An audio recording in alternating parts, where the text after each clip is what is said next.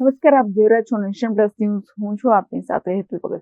Doctor Baba Saheb આંબેડકરની આજે 135મી જન્મ જયંતિની ઉજવણી કરવામાં આવી છે, જેમાં છોટાઉદેપુર ખાતે ધારાસભ્ય રાજેન્દ્રસિંહ રાઠવા અને જિલ્લા ભાજપ પ્રમુખ ઉમેશ રાઠવાની ઉપસ્થિતિમાં ઉજવણી કરવામાં આવી.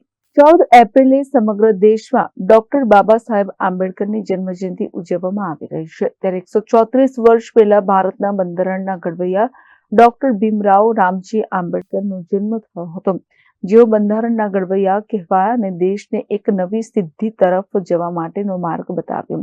ડોક્ટર આંબેડકરની 135મી જન્મજયંતિ નિમિત્તે છોટાઉદેપુરમાં નગરપાલિકા દ્વારા કાર્યક્રમ યોજાયો હતો. ધારાસભ્ય રાજેન્દ્રસિંહ રાઠવા, જિલ્લા ભાજપ પ્રમુખ ઉમેશ રાઠવા, પાલિકા પ્રમુખ મંજુલાબેન કોહડી સહિત પાલિકાના સભ્યો અને નાગરિકોએ બાબા સાહેબની પ્રતિમાને ફૂલહાર કર્યા અને સાથે જ વાલ્મીકી સમાજ અને વણકર સમાજના લોકોને શાલ ઉઢાડીને સન્માનિત કર્યા હતા.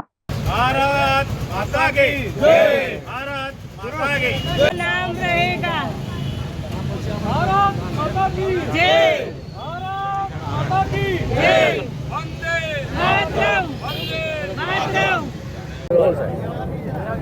આજે 14 એપ્રિલ ડૉક્ટર બાબા સાહેબ આંબેડકરની જન્મજયંતિ નિમિત્તે છોટાઉદેપુર જિલ્લા ભારતીય જનતા પાર્ટી દ્વારા છોટાઉદેપુર નગરમાં ડૉક્ટર બાબા સાહેબ આંબેડકરની પ્રતિમાને માલ્યાર્પણ અર્પણ કરી સુમર અર્પણ કર્યા છે.